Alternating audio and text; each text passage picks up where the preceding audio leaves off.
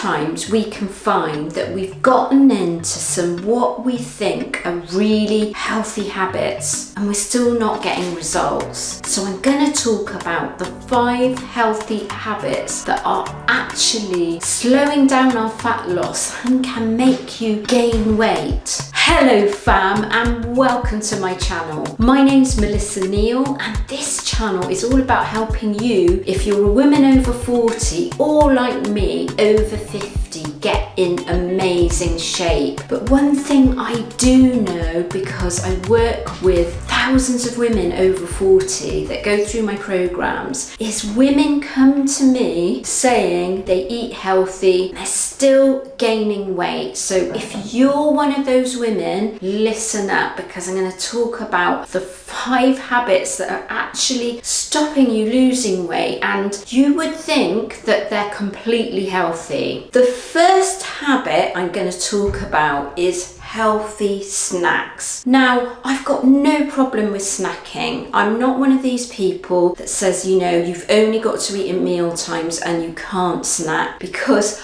I absolutely snack, but there are certain types of snacks, and there's 2 that are kind of the culprits of this that can actually really hamper your fat loss and make you gain weight. The first thing is nuts. So if you eat a bag of nuts at one sitting, they can be something like 500 calories, and that's the same as a meal. So snacking on nuts is not something I do unless it's like a small amount, like 5 to 10 grams, which is like a teaspoon or a dessert spoon of nuts. It's not a whole bag. I don't have a problem with nuts. They're really healthy, but what they are is they're not a protein source. They're actually a dietary fat source. You need to limit your nut intake, otherwise it's going to cause you to gain weight or not be able to lose fat. Likewise with fruit. Nothing wrong with fruit, but you do need to be tracking it. You do need to be monitoring your fruit intake, because if you're eating tons of things like mangoes and bananas, they're actually really high in sugar. And again, it's like nuts. I'm not saying don't eat them, but keep them to a minimum. Monitor what you're eating. The best way of doing this is actually on MyFitnessPal. Now, I have a friend and she was actually eating really healthy, and she started tracking all her food on MyFitnessPal. And she said to me, Melissa, I really didn't realise that although I was healthy, I was actually overeating. And so she found she was kind of eating things like 2,500 calories per day just by those innocent things like fruit and nuts. So just be careful of those.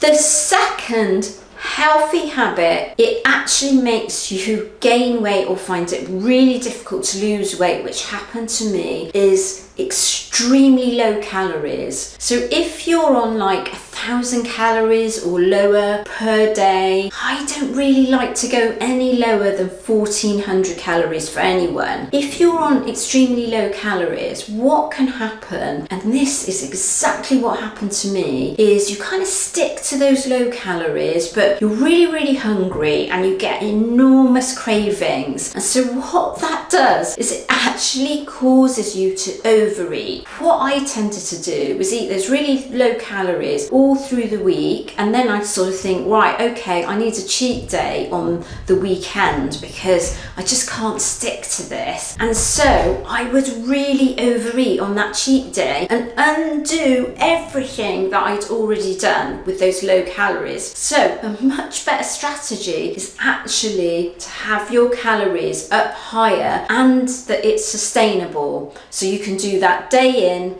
day out without any problem at all. And for most people, you're talking about 1,400 calories or more. And that leads me on to my number 3 healthy habit. It's kind of inconsistency. So it's starting something and really, really being healthy during that time, but not being able to stick to it. And what it is it's much better to start with something that's manageable. So a lot of people will sort of commit to tons of training, like 5 or 6 times a week, and they'll commit to a diet, but of course it's not sustainable in the long term. So after a few weeks, they actually fall off. And I've made a video all about how to be consistent. I'm going to link it here. I'm also going to link it at the end of this video, and I'm going to link it in the description, because I take you through a step-by-step process on how to stay consistent. And I promise you, if you can be consistent, you're going to see much better results than starting something, then falling off, then starting again. That kind of yo-yoing is not great. The fourth seemingly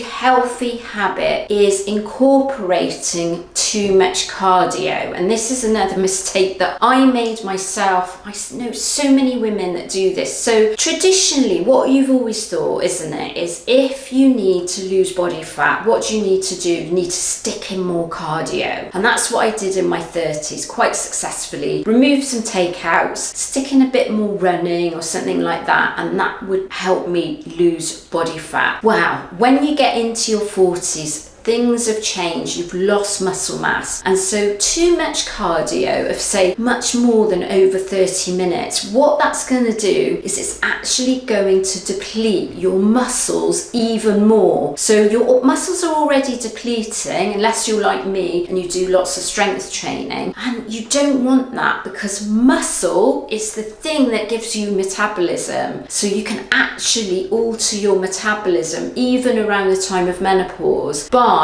having an increasing muscle mass. And you actually do that with strength training. So what your main focus for your exercise now needs to be is strength training. I'm not saying don't do cardio, but keep the cardio in check, not too much of it. Don't spend hours and hours on distance running, hours and hours on a cardio machine on the gym. Yes, you can walk. Walking is fine, but intense cardio, you want to keep that to a minimum so that you retain your muscle mass. So under 30 minutes is perfect. You could do that 4 times a week if you want to, 5 times a week, or less than that. It doesn't really matter. The fifth and final habit that I'm going to talk about is not necessarily healthy, but the first part of it is healthy. So you eat healthy all day long, and then you're kind of relaxing in the evening, and what do you turn to is nighttime snacking, and then it undoes everything that you've done that day. Now, there's nothing too much wrong with eating in the evening if you have your meal, for example, later on in the evening, and I do that. Sometimes I have a meal at like 9 o'clock at night. But if you've had all your calories all ready for the day, and then you're turning to nighttime snacking because you're kind of sitting in front of Netflix, you want some popcorn, you want something to snack on, what that's actually doing, especially if you're doing it in front of the television, is you're kind of mindlessly eating, so you can consume tons of calories. So even though you've done everything right all through the day, that's actually going to undo everything that you've done. After a certain time of the evening, maybe say to yourself, right, I'm not going to eat anymore. Clean your teeth. That will kind of send your mind a signal to stop eating as well. And just stick to things like kind of infused teas, that sort of thing. I find that really helpful in the evening. So let me know in the comments if you've done any of these, so say, healthy habits, and whether you're going to change them. And don't forget, if you want to implement a new habit, you can absolutely do that. And I've got a consistency video, which I'm going to link at the end of this video. And remember, it actually takes an average of 66 days to form a new habit. So let me know how you get on.